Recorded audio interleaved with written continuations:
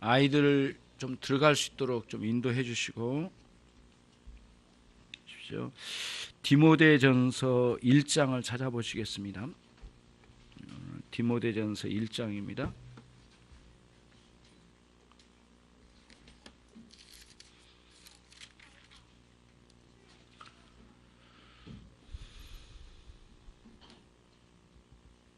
디모데전서 1장 5절로 11절까지.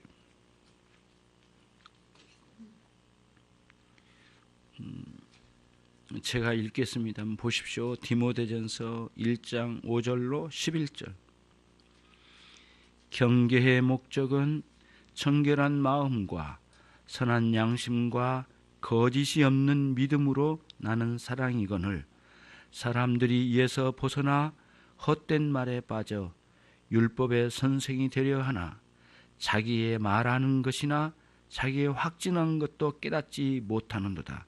그러나 사람이 율법을 법 있게 쓰면 율법은 선한 것인 줄 우리는 아노라. 알 것은 이것이니 법은 옳은 사람을 위하여 세운 것이 아니요 오직 불법한 자와 복종치 아니하는 자며 경건치 아니한 자와 죄인이며 거룩하지 아니한 자와 망령된 자며 아비를 치는 자와 어미를 치는 자며 살인한 자며 음행하는 자며 남색하는 자며 사람을 탈취하는 자며 거짓말하는 자며 거짓 맹세하는 자와 기타 바른 교훈을 거스리는 자를 위함이니 이 교훈은 내게 맡기신 바 복되신 우리 하나님의 영광의 복음을 쫓으니라.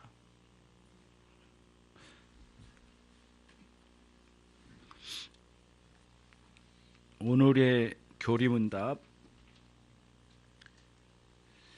대의문답 제96문 도덕법이 중생하지 못한 자들에게 무슨 소용이 있습니까? 도덕법은 중생하지 못한 자들에게도 소용이 있습니다. 그들의 양심을 그것으로 일깨워 장차 임할 진노를 피하게 하며 글숫게로 그들을 나아가게 하거나 혹은 죄의 상태와 죄의 길에 계속 머물러 있을 경우 그들로 하여금 핑계할 수 없게 하며 그 저주 아래 있게 하는 것입니다.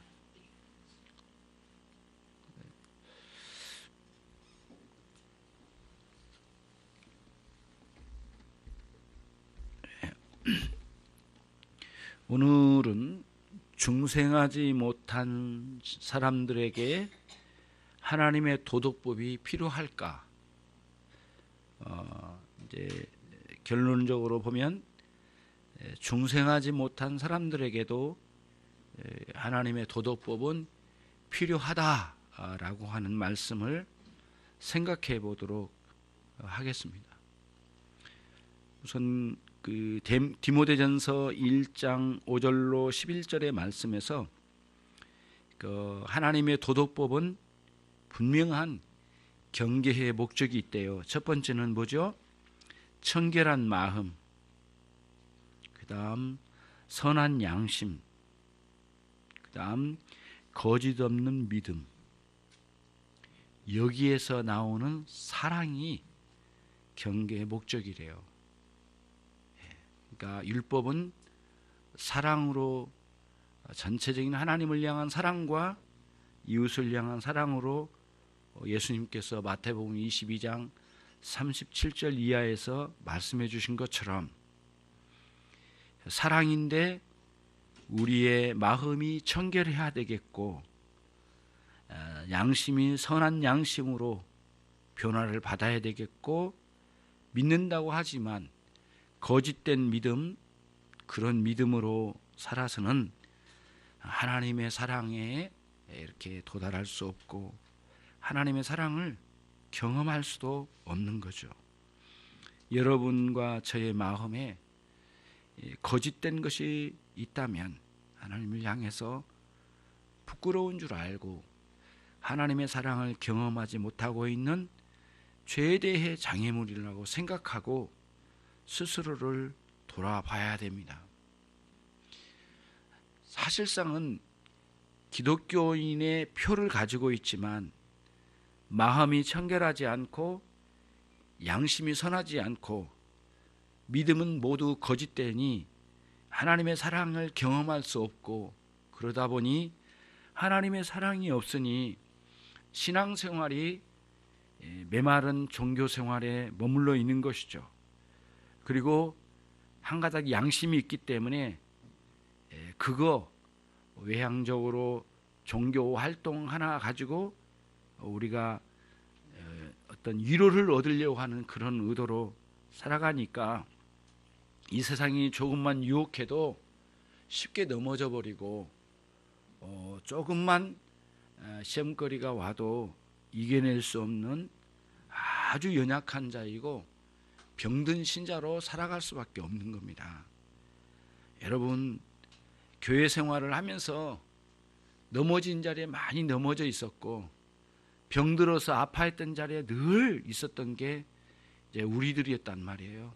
그러니까 이 부끄러운 모습으로 살던 우리 모습들을 뭔가 좀 가슴 아파하고 이거를 버릴 수 있어야 되는데 사람들은 항상 거기에 머물러 있어요. 그래서 오늘 하나님의 도덕법은 그 법이, 그 율법이 율법답게 쓰인다면 그 율법은 선한 것인 줄 우리가 알아야 되는데 그렇지 못할 때가 많은 거죠. 그래서 오늘은 정리를 해보면 이거예요.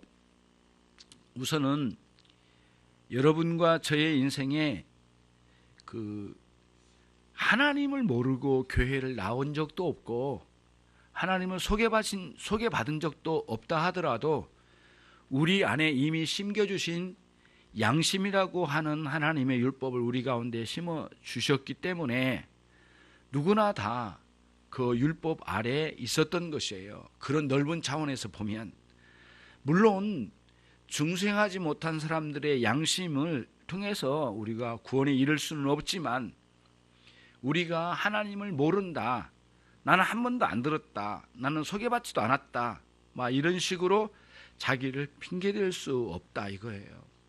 그러니까 우리 자신 안에, 그러니까 비회심자들, 중생하지 못한 그 영혼들에게도 이와 같은 방식으로 우리에게 주신 것에 대해서 인정을 하고 우리는 하나님께서 우리를 여기까지 인도해 주신 걸 통해서 감사하며 중생하지 못한 때에도 우리에게 이런 양심을 주셨건만 잠들어 있는 우리들의 이런 모습의 삶이 거듭나기 이전에 우리의 삶이었다는 거예요. 그래서 이 중생하지 못한 사람들에게 이 하나님의 말씀, 도덕법이 왜 필요로 하는가? 중생하지 못한 사람들의 양심은 하나님을 향해서 잠들어 있는 거거든요. 잠들어 있기 때문에 그 잠들어 있는 영혼들을 깨워줘야 되는데 어둠 속에서 도무지 깨어나지 못한 가운데 있는 잠들어 있는 영혼들을 깨워주기 위하여 이 하나님의 이 도덕법이 필요로 한다는 거예요. 그러니까 이제 이런 거죠. 이제 변화받지 못하고 은혜 안에 못 들어오신 분들은 내가 그 예수님 밖에 있을 때나 또 아니면 이렇게 교회 다니기 전이나 교회 다니고 난 이후의 삶이 변화가 안 보여요. 느껴지지 않아요.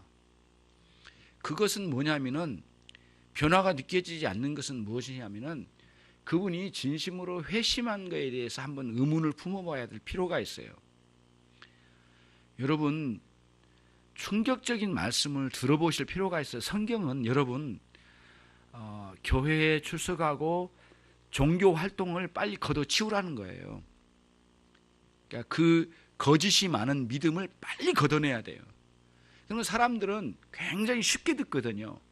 이런 활동마저 멈춰버리는 것인가 라고 하는 생각이고 교회를 다니지 않는 것인가 라고 하는 거고 하나님의 말씀 기회를 들을 수 있는 이 기회를 마저도 그냥 외면해버려야 되는 건가 이렇게 생각을 하는데 그게 아니에요.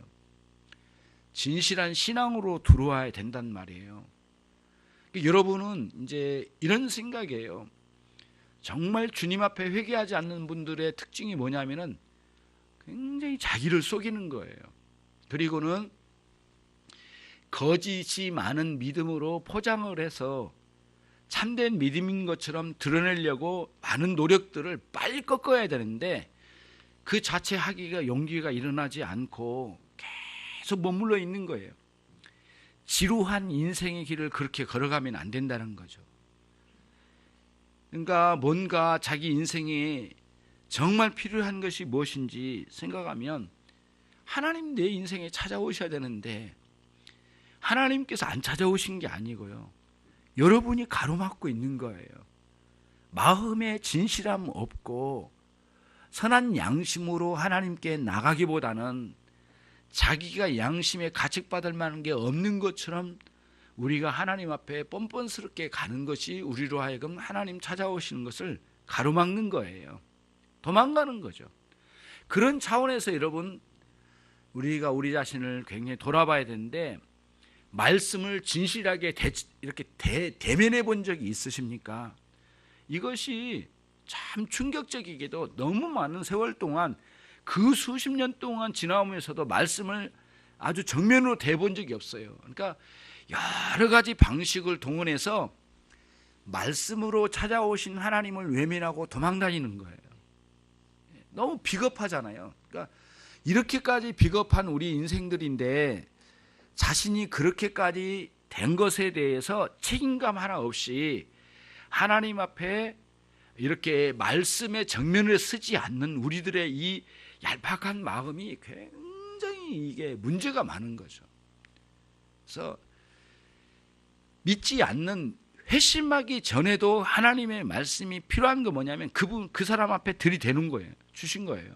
그래서 그 양심이 어두워진 양심이 일깨워지기를 원하여 이렇게 해주신 거예요. 제시해 준 거예요. 최소한 율법 자체가 하나님 도덕법이 여러분을 개혁시키거나 회심시키는 게 아니에요. 여러분과 제가 얼마나 비참한 존재인가를 깨닫도록 제시해 준 거예요. 예. 그러니까 자매님과 지금 이야기를 해보니까 그런 내용이에요. 하나님을 진실로 한번 찾아본 적이 없는 거예요. 그리고 오랜 세월 동안 교회에 다닌 거죠. 거기에 대해서 제가 오늘 확실하게 깨우쳐 말씀 드릴게요 라고 하면서 제시한 거예요. 그러니까 여러분 너무 오랜 세월 동안 가식적이에요.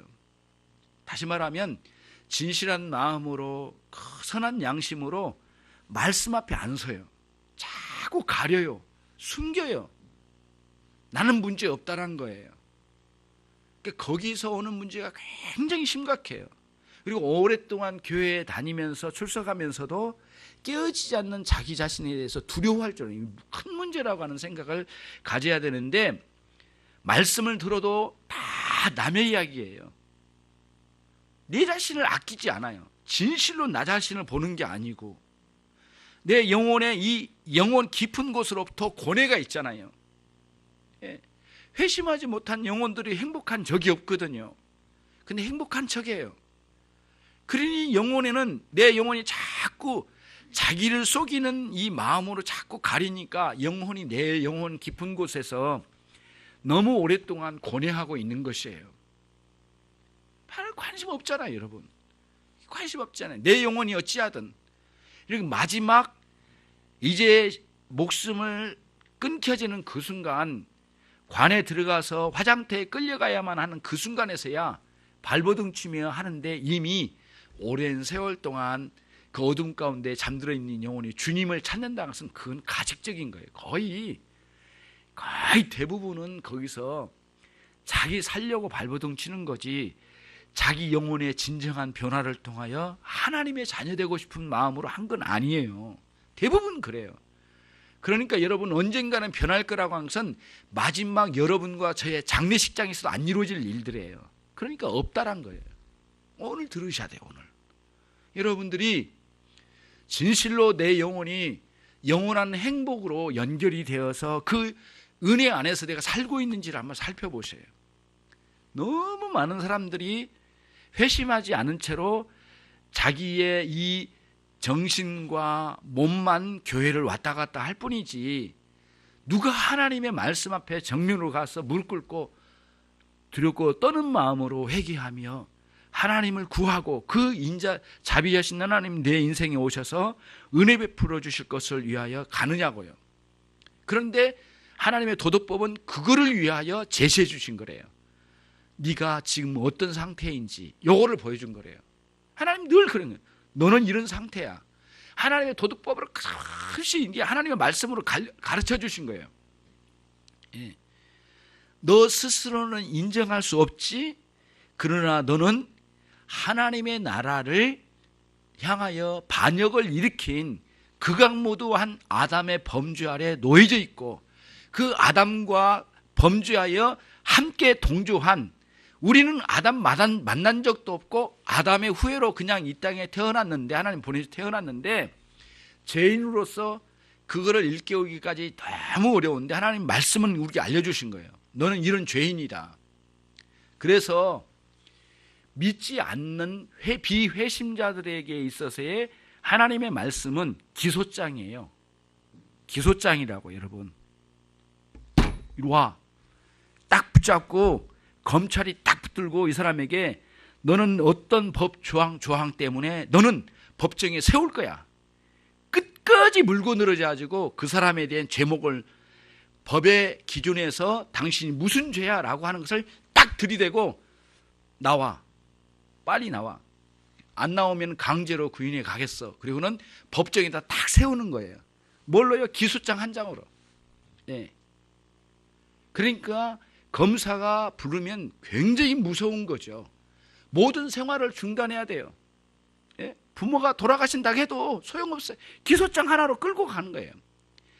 성경 하나님의 도덕법은 우리 모두를 향한 기소장이에요. 여러분을 고발하는 거예요. 그런데 참 희한해. 사람들은 뭐가 좋다고 성경을 이렇게 들고 다니는지 모르겠어요. 자기를 향한 기소장임에도 불구하고 뭐가 좋다고 다니는지 모르겠다고요. 이 반어법을 여러분 이해하시죠? 뭐가 좋아서 성경을 들고 다닙니까? 자기를 향한 기소장인데요. 예. 하나님의 법정에, 이 세상 법정도 아니에요. 이 세상에서도 멸망 가운데 살고 영원한 지옥불에 던져질 존재로 기소장으로 딱 들여놨는데 이 기소장에 대해서 아무것도 모르고 들고 다녀요. 무슨 자랑으로 다니는지 모르겠어요. 비회심자들에게 말씀드린 거예요. 그들은 이거 들고 다닐 게 아니라 이 성경을 향하여 성경을 보고 막 두렵고 떨리는 마음으로 어떻게 보면은 성경을 향하여 이를 갈아야 되죠. 그렇지 않겠어요? 나를 영원한 저주 안에 넣어놓은 것을 딱 기소장으로 딱 들이댔는데, 그래서 여러분 아셔야 돼요. 성경은 여러분을 향한 기소장이에요. 다른 게 아니에요.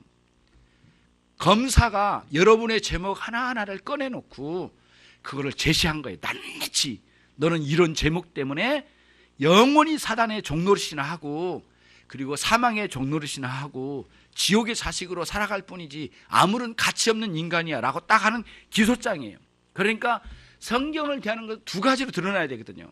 하나님을 만나서 기소장에 굴복을 하고 내 이 기소장을 들고 가서 나를 용서해 주십시오. 이 기소장의 내용을 내가 인정합니다. 나를 용서해 주십시오. 이렇게 하고 하나님께 무릎을 꿇고 회개하여 하나님의 백성이 되든지, 아니면 성경을 완전히 거부하고 이 성경을 거부하고 받아들이지 않든가, 둘 중에 하나야 되는데 중간지대에 있는 것처럼 있어요, 사람들이. 그러면서 뭐라고 하냐면 폼 잡고 주일날은 딱 나와. 이게 뭔지도 모르고 자기를 향한 고발장이거든요. 율법은 여러분을 향한 고발장이에요. 그러면은 회심하기 전을 두고 하는 말이에요. 거듭나고 난 이후에는 이 도덕법이 우리에게 어떤 유익이 있는가는 다음 주에 나온 거니까 오늘은 비회심자들을 두고 하는 말이거든요. 자기를 그 엄청난 죄목에 걸어서 고발을 했는데 고발된 이 기소장을 가지고 말이죠, 아무렇게나 생각을 해요. 룰루랄라에 뭐가 좋아요? 뭐가 좋은지 모르겠어요. 여기에 쓰여진 건 너 지옥 간다니까 이렇게 쓰여져 있는데 기가 막힌 일이거든요. 참 많이 이 종교의 외향 때문에 속 썩는 거예요. 거기에 머물러 있으면 안 된다는 거예요. 처절하게 회개하고 내가 여기에 고발된 이 내용대로라면 나는 진짜 영원히 저주받을 존재입니다 라고 인정을 하고 무릎을 꿇으셔야 돼요. 그게 진정으로 하나님께 회심하는 첫발이에요. 그거를 위해서 하나님의 도덕법이 쓰여졌대요. 오늘 96문이 대열입니다. 96문이 그거를 이야기한 거예요. 여러분 비회심자를 향한 기소장입니다. 이게 그거를 여러분들이 깊이 깨닫고 가슴 아프게 생각하고 회심하지 못한 영혼들을 생각하며, 우리가 회심한 영혼들은 회심하지 못한 영혼들을 그렇게 아파하며 하나님의 용서의 은혜를 주셨으면 좋겠어요. 그리고 여기에 나와 있는 모든 기소의 내용을 받아들이셔야 돼. 자기 죄를 인정해야 돼. 인정하고, 그리고 자기 죄를 여기에 기록된 기소장에 기록된 모든 것이 맞다라고 인정을 하고, 자기 죄를 인정하고 이 자기 죄를 하나님의 법정까지 끌고 가야 돼. 그리고 그 법정에서 힘없이 하나님께 용서를 비는 거예요. 그러면 하나님께서, 그 자비로우신 하나님이 말씀하세요. 그렇지 않아도 너를 위하여 내가 준비하였노라. 네가 영원히 저주받아 죽을 그 죄목 때문에 괴로워하는 모양인데 내가 너를 위하여 준비하였다. 네가 받아서 영원히 전주받아 죽을 그 제목을 나의 독생자 예수 그리스도에게 다 뒤집어 씌워서, 다시 말씀드릴게요. 자, 여기 보세요. 여러분의 제목을 모두 낱낱이 예수 그리스도 위에 다 뒤집어 씌워서 그를 십자가에 못 박았느니라. 그러니 네가 용서를 비니 내가 너를 나의 자녀로 삼고, 여기에 고발된 기소장의 모든 내용들이 예수 그리스도 안에 들어온 너에게는 해당이 되지 않고, 오히려 이제는 너희는 예수 그리스도 안에서 큰 자유와 또 거기에서 누리는 평안과 기쁨을 누리면서 나의 자녀로서 여기에 함께하자. 하나님이 이렇게 말씀하신 거예요. 이것이 성경의 전체 흐름이거든요. 이런 내용을 도대체가 받아들이지 않으니까 사람들이 이제 그럴 거예요. 마지막 지옥에 들어가는 순간에는 성경이 나를 향한 기소장이었다는 것을 알게 될 거예요. 그날은 반드시 알게 될 거예요. 지옥의 문에 들어가는 순간에도 모른다면 말이 되지 않거든요. 성경에 기록된 대로 지옥의 문에 들어갈 때 성경이 모두 나를 향한 기소장이었구나. 그리고 예수 그리스도 안에 피하는 자들에게는 그 기소장이 모두 말소되고 하나님의 자녀로 삼아주신 위대한 변화가 여기에 일어나겠구나라고 하는 그런 말씀으로 주어진 것이라고 하는 생각을 가지고 하는 거죠. 근데 마지막 지옥의 문에 들어갈 때 깨달아봤자 무슨 소용이 있느냐고요. 그런 차원에서 하나님의 도덕법, 말씀 또는 율법은 믿지 않는 사람들에게도 굉장한 역할을 해요. 뭐냐면은 기소장으로서의 역할을 느끼게 하면 두렵고 떨리는 마음으로 이 기소장에 쓰여진 것을 어떻게든 해결받지 않으면 안 되는 거예요. 아니면 찢어버리든가 발악을 한번 해봐서 버리고 싶은 거예요. 예. 근데 그건 안 되잖아요. 결국에는 하나님 앞에 무릎을 꿇고 회개의 자리로 나가야 되는 거죠. 그러나 기소장 자체에, 여기 쓰여진 이 기소장 자체가 우리를 회개시킨 적은 없어요. 기소장을 보고 자기 죄가 무엇인지를 깨달은 그 영혼이 비참하게 하나님께 엎드려질 때 재판장이신 그분이 일어나셔서 회개해 놀라운 기소장대로 멸하지 않겠다. 너는 내가 원하는 대로 예수 그리스도 안에 돌아오라. 그렇게 말씀하시고 그 안에 들어온 자는 모두 용서가 있느니라 말씀하시고 법정에 올라온 모든 기소장을 하나님께서 찢어버리시는, 하나님께서 모두 말소시키시는 놀라운 역사를 경험하도록 이끌어내신 분은 하나님 당신 자신이에요. 그러니까 그 일을 이루신 분이 성령님이세요. 그래서 회개를 강력하게 일으키신 분은 누구시냐면은 우리의 죄목을 알게 하는 내용은 기소장에 있는 거고, 그리고 내 마음을 회개자로 이끌어내시면 하나님이셔요. 그러니까 기소장을 본 우리 영혼들은 하나님을 찾아가야 되거든요. 해결 방법이 거기에 있으니까. 이 기소장을 내신 분이 하나님이시고 거둬가신 분도 하나님이시니까 하나님께 가야 해결이 되는 거니까 하나님께 엎드려야 되거든요. 하나님 은혜 주심을 통해서 각 사람들을 회개시켜 새 사람 되게 할 거예요. 그럼 이 기소장은 이제 우리에게는 고발장이 아니에요. 달콤한 은혜의 말씀으로 다가오는 거예요.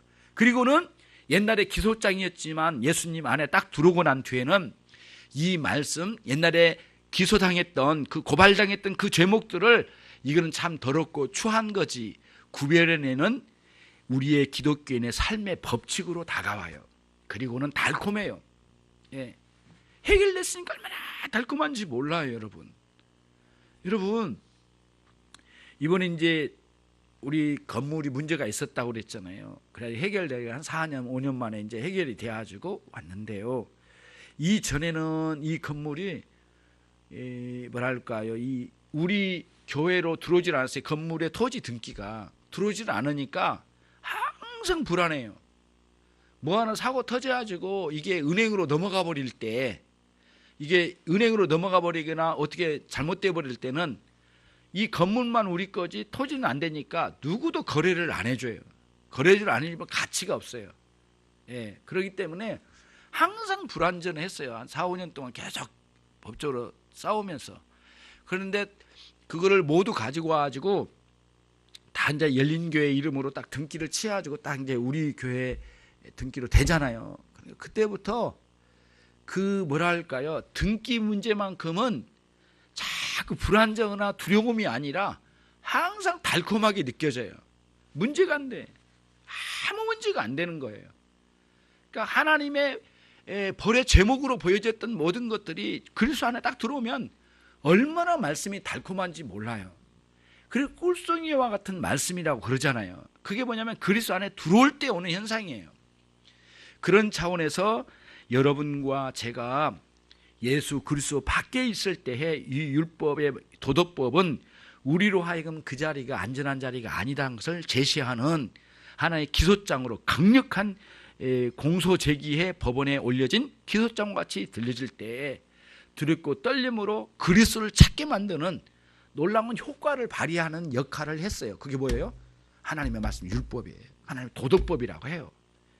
예, 그래서 여러분과 제가 이 말씀을 듣고 참으로 그렇구나 생각하고 그리스도 앞에 나가도록 우리가 그리스도를 찾도록 촉구하는 말씀으로 들려졌어요. 그리고 어느 날 우리에게 찾아오신 하나님 은혜를 베풀어 주셔서 우리가 하나님 앞에 나가게 되는 것이에요. 성령 하나님께서 강력하게 역사하셔서 이 기소장으로 들려진 이 말씀을 깨닫게 해주심으로 우리가 하나님을 붙들고 하나님을 의존하지 않으면 안 되도록 우리를 이끌어내셨어요. 그런 차원에서 하나님의 도덕법은 비회심자들에게도 커다란 필요한 거고 커다란 유익을 주는 말씀이다.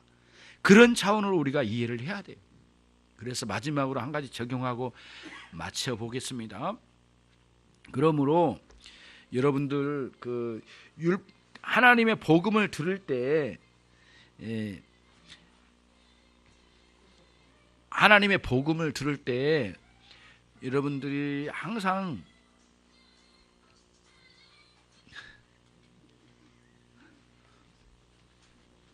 이제 그 음악을 알아요. 이제 우리가 알아가지고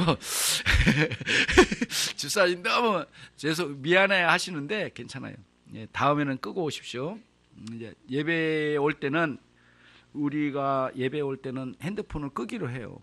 그렇게 하고 그렇게 해서 예배에 큰 도움이 되도록 합시다. 제가 계속 이렇게 말하면 집사님 계속 미안해져 버리니까 복음을 전할 때 항상 제일 먼저 뭐가 제시돼야 되냐면요, 하나님을 만나지 못한 영혼들, 회심하지 못한 영혼들이 이 말씀이 얼마나 무섭게 우리에게 다가왔는지를 알려준 거예요.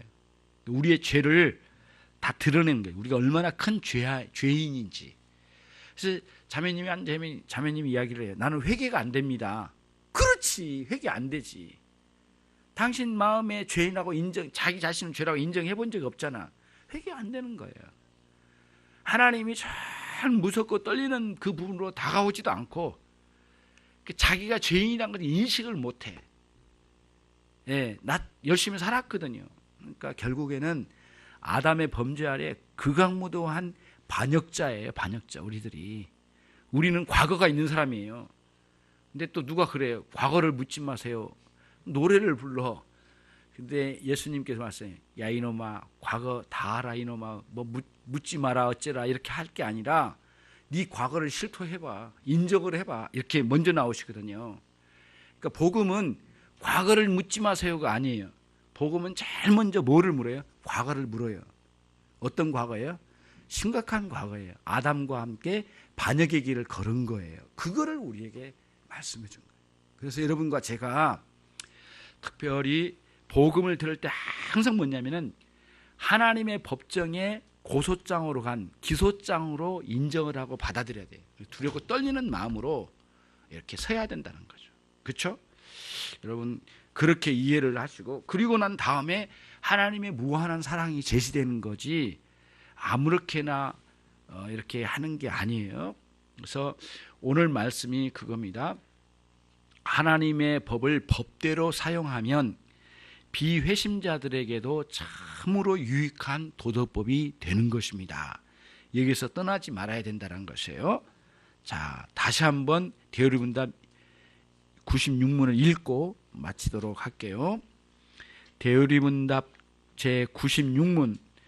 도덕법이 중생하지 못한 자들에게 무슨 소용이 있습니까?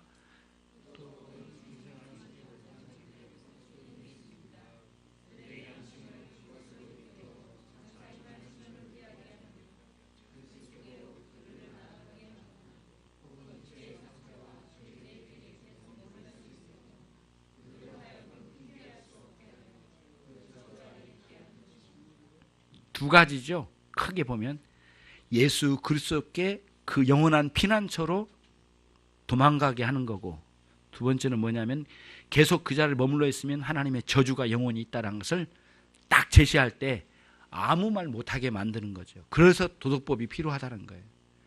영원한 저주에 핑계치 못하게 주실 내용으로 주시기도 하지만 하나님의 구원을 입은 사람들은 예수 그리스도 안에 피난처로 들어가게 한다는 거예요. 너무 두렵거든요. 기소장이 너무 두려워요. 예. 그러니까 인류에 있는 모든 인생들은 하나님의 법정에 고소당한 사람들이에요. 그리고 그 고소장은, 기소장은 하나님의 말씀이에요. 그를 깊이 인식하고 용서해 주실 분은 하나님이시고 용서의 근거는 예수 그리스도의 십자가의 죽으심만이 유일해요. 다른 길은 없습니다. 우리 주님 앞에 여러분과 제가 깊이 깨트려지기를 원합니다. 기도하겠습니다. 우리 이 시간 기도합니다. 하나님, 아직도 회심하지 못한 영혼들에게 크신 은혜를 허락해 주시고 주의 구원의 자비를 내려주시옵소서 이렇게 기도하시고요. 또 하나님, 내가 구원받고 난 이후에 하나님의 뜻을 쫓아 선한 양심과 그런 거짓 없는 믿음으로 살았는지 자신을 한번 돌아보면서 진실한 마음으로 주의 사람 되기를 원합니다. 같이 기도하겠습니다.